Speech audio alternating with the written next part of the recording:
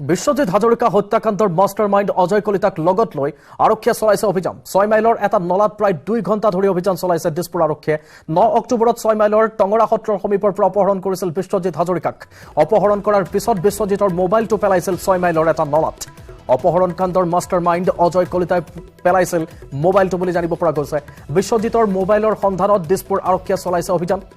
বিশ্বজিৎ হাজৰিকা অপহৰণ তথা হত্যাকাণ্ডৰে জড়িত 6 অভিযুক্তক গ্ৰেপ্তাৰ কৰিছে আৰক্ষীয়ে ইতিমধ্যে আমি আপোনাক দুটাকৈ ভিজুৱেলছ দেখুৱাই থাকিবলৈ চেষ্টা কৰিছো সমান্তৰালকৈ আকৌ এবাৰ সাৰাংশ জনাবলৈ লৈছো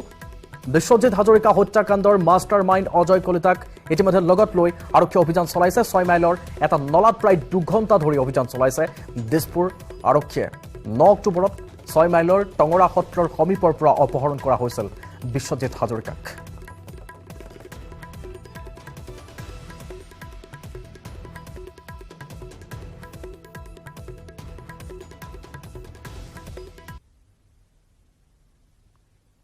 চুবুৰীয়াৰ ৰাজ্য মিজোৰামত অকথ্য নিৰ্যাতনৰ বলি হৈ ত্ৰিপুৰাত শৰণাৰ্থী হিচাপে থকা উত্তৰ পূবৰ অৱহেলিত ব্ৰু জনগোষ্ঠীয় লোকসকলে প্ৰথমবাৰলৈ ত্ৰিপুৰাৰ নাগৰিক হিচাপে সাব্যস্ত কৰিলে ভোটাধিকাৰ চাওক সবিশেষ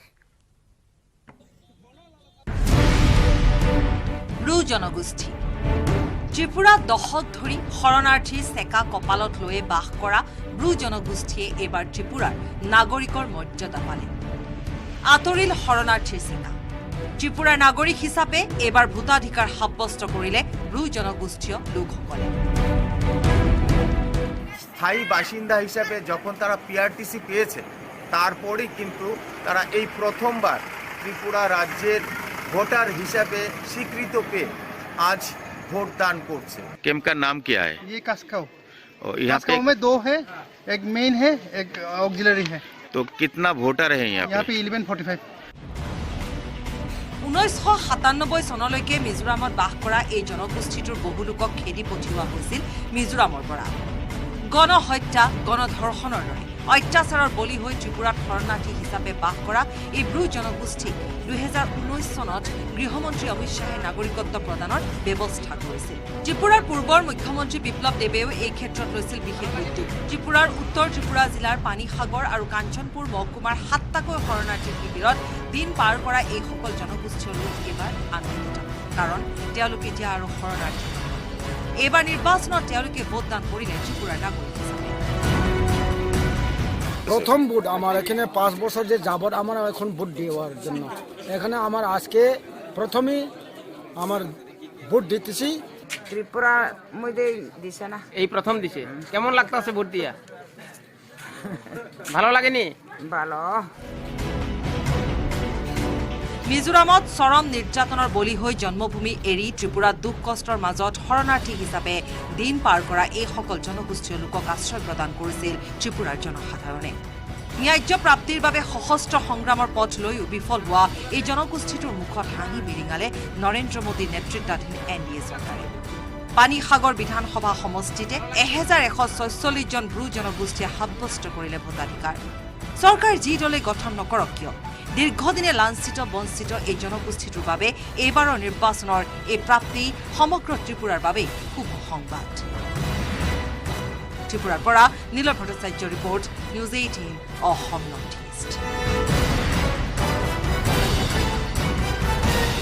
ফাগুনৰ বলিয়া বতাহত এতিয়া ধূলিময় ধৰা ধূলিয়ৰি বাটেৰে অহা ফাগুনে সৃষ্টি কৰিছে ৰুদ্ধশ্বাস পৰিৱেশৰ এতিয়া এজাক বৰষুণৰ বাবে চৌদিশে চলিছে আকুল অনুনয়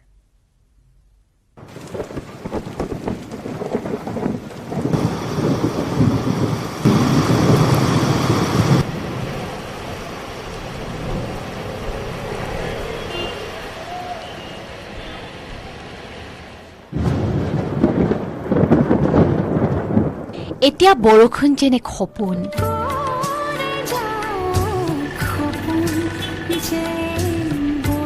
এজাক বৰষুণৰ বাবে আকুল অনুনয় ধুই পেলাও কি ধৰা উশাহ ল'ব পৰা হওকে বায়ু ফাগুনৰ বলিয়া বতাহত এতিয়া ধূলিয়ৰি ধৰা ৰুদ্ধশ্বাস পৰিৱেশ মুক্তমনে উশাহ ল'ব নোৱাৰা এই পৰিস্থিতি প্ৰতিটো উশাহত অক্সিজেন নহয় আমাৰ দেহৰ ৰন্ধে ৰন্ধে বিয়পি পৰিছে বিষাক্ত অণু পৰমাণু যাৰ আক্ৰমণত ক্ষত বিক্ষত মানৱ শৰীৰ শৌখিন ফাগুনক নতুন মাত্ৰা দিবলৈ প্ৰয়োজন এতিয়া এজাক বৰষুণৰ সপোন যেন এজাক বৰষুণেহে নিৰ্মল কৰিব পাৰিব বলীয়া ফাগুনৰ পচোৱা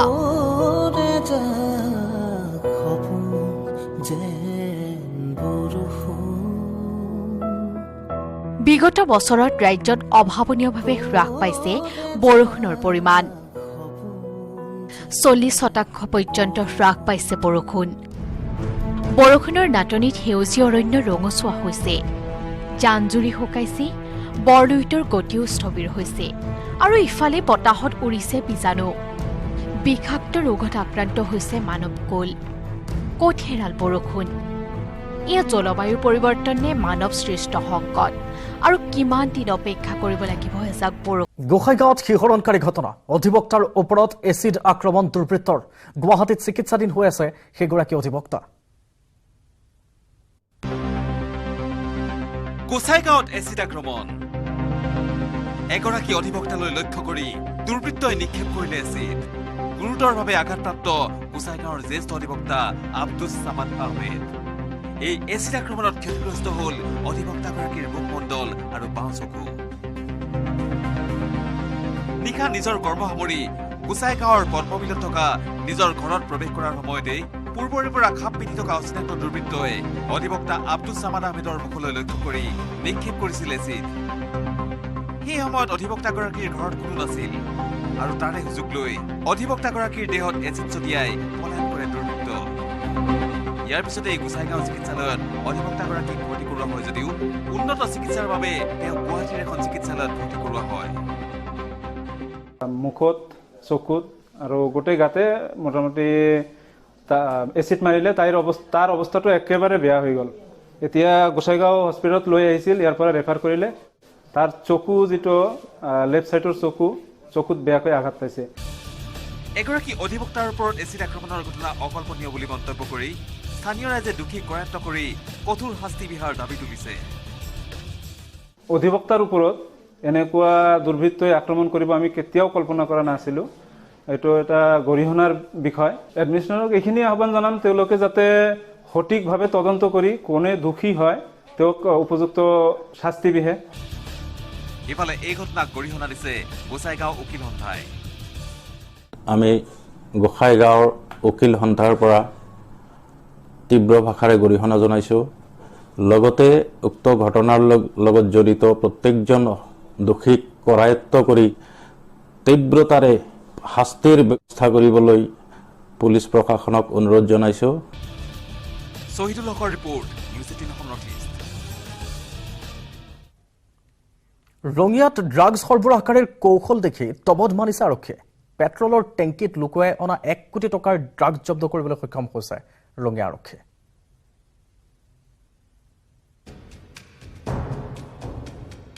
টেংকিত ড্ৰাগছ 7 কোটি টকাৰ নিষিদ্ধ ড্ৰাগছ জব্দ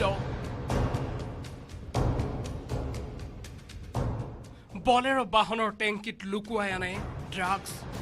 ৰঙিয়া ড্ৰাগছ সৰবৰাহকাৰীৰ কৌশল দেখি তবদ মানিছে আৰক্ষীয়ে পেট্ৰলৰ টেংকিত লুকুৱাই অনা 1 কেজি ড্ৰাগছ জব্দ কৰিবলৈ সক্ষম হৈছে ৰঙিয়া আৰক্ষী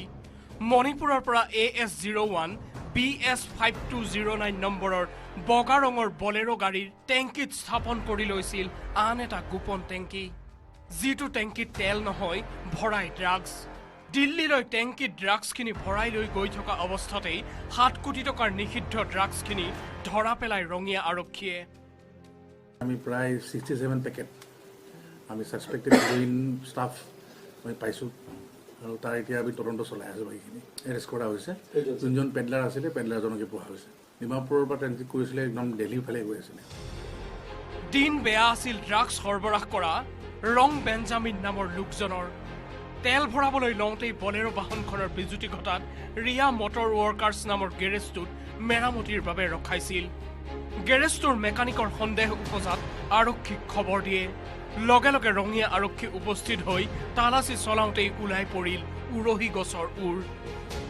গাড়ীখন আমি সেফটিৰ ওচৰত ইণ্টাৰচেপ্ট কৰিব পাৰিলোঁ গাড়ীখন ধৰিলোঁ আৰু গাড়ীখনৰ লগত যিজন ড্ৰাইভাৰ চলাই আহিছিলে তেখেতে একচুৱেলি পেডলাৰে আছিলে, তেখেতৰ নামটো ৰং বেঞ্জামিন।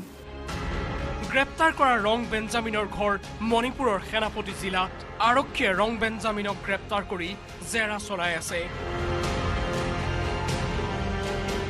ৰঙিয়াৰ পৰা Inamul Islam, news 18 Assam north east.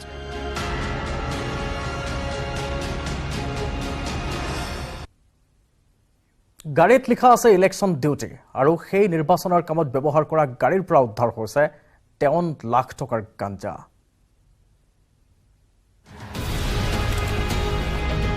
গাড়ীত লিখা আছে অন ইলেকশ্যন ডিউটি, কিন্তু কৰিছে অন কানাবিজ ডিউটি। এইখন অসমত নোহোৱা ঘটনা নাই। কোনে কাক চকুত ধুলি দিব পাৰে তাৰেই যেন এক অঘোষিত প্ৰতিযোগিতা। কৰিমগঞ্জৰ অসম ত্ৰিপুৰা সীমান্তৰ চুৰাইবাৰীত সন্দেহবশতঃ ৰখোৱা হৈছিল এখন স্কৰ্পিঅ' বাহন। বাহনখনত তালাচী চলোৱাৰ পিছতেই চকু কপালত উঠে কৰিমগঞ্জ আৰক্ষীৰ। 530 কেজি গাঞ্জা জব্দ কৰে স্কৰ্পিঅ'খনৰ পৰা। স্কৰ্পিঅ'খনত লিখা আছিল অন ইলেকশ্যন ডিউটি বুলি। বাজাৰিচৰা আৰক্ষীয়ে সন্দেহবশতঃ তালাচী চলোৱাত পোহৰলৈ আহে বাহনখনত বৃহৎ পৰিমাণৰ গাঞ্জা থকাৰ কথা। ইয়াতে এখন স্কৰ্পিঅ' গাড়ী পালোঁ, নম্বৰ আছিলে TR05D0415। এই গাড়ীখন আমি চেক কৰিলোঁ। চেক কৰাৰ পিছত আমি গাড়ীৰ ভিতৰত টোটেল 53টা পেকেট পালোঁ গাঞ্জাৰ। বস্তুখিনি আমি NDPS একমতে গোটেইখিনি বস্তু চিজ কৰা হ'ল আৰু ৱেইট কৰি আমি গম পালোঁ টোটেল মানে 10 কেজিকৈ এটা পেকেট আছিল। টোটেল 530 কেজি গাঞ্জা আমি ইয়াত পোৱা গ'ল। ইফালে ত্ৰিপুৰাৰ পৰা গুৱাহাটীলৈ আনি থকা অৱস্থাত আন এখন ট্ৰাকৰ পৰা জব্দ হয় 1 কুইণ্টল 20 কেজি গাঞ্জা। ৰাবাৰৰ চিটৰ ভিতৰত লুকুৱাই আনিছিল গাঞ্জাখিনি। নাকা চেকিং পাৰ্টিয়ে গাড়ীখন ৰখায় আৰু ৰখাৰ পিছত আমি গাড়ীটো থৰলি চেক কৰোঁ। চেক কৰোঁতে আমি তাতে অবৈধ গাঞ্জা পাইছোঁ। গাঞ্জাৰ পেকেটখিনি ৰাবাৰৰ চিটত মেৰুৱা আছিলে, মানে কোনোবাই ফটককৈ চালে মানে ধৰিব নোৱাৰিব যে তাত গাঞ্জা আছে। ড্ৰাইভাৰজনক কৰায়ত্ব কৰিছোঁ আৰু NDPS কেছ এক্ট মতে আমি এখন কেছ ৰুজু কৰিছোঁ। ত্ৰিপুৰাৰ কুমাৰঘাটৰ বিপ্লৱ দাস নামৰ লোকজনে কঢ়িয়াই আনিছিল এই বৃহৎ পৰিমাণৰ গাঞ্জাখিনি। TR01AL1809 নম্বৰৰ এখন 6-চকীয়া ট্ৰাক, য'ত গোপনে সৰবৰাহ কৰা হৈছিল বৃহৎ পৰিমাণৰ গাঞ্জাখিনি। 1,20 লাখ টকাৰ গাঞ্জাখিনি গোপনে সৰবৰাহ কৰাৰ চেষ্টা চলাই যদিও বিফল হয়। চৰকাৰী বিভাগৰ নামত ফলক লগাই একাংশ গাঞ্জা সৰবৰাহকাৰীয়ে চলাই আছে নেকি গাঞ্জাৰ সৰবৰাহ। কিন্তু আৰক্ষীৰ নিৰ্ভৰযোগ্য তথ্যৰ ভিত্তিত প্ৰতিবাৰেই জব্দ হৈছে গাঞ্জাসহ সৰবৰাহকাৰী। কৰিমগঞ্জৰ পৰা গৌৰীশ নন্দীৰ report, news 18 Assam north east.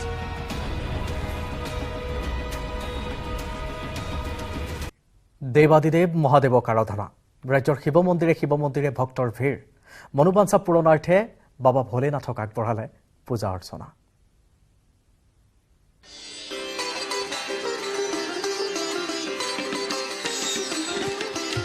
Mahashivratri উপলক্ষে ভক্তসকলৰ মাজত ব্যাপক উৎসাহ উদ্দীপনা।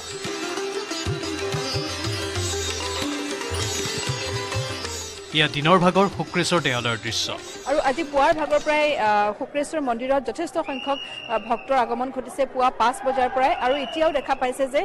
শাৰী পাতি ভক্তসকলে বহু সময় খুব সুন্দৰকৈ ইয়াত ব্যৱস্থা কৰি দিছে তেওঁলোকে। আৰু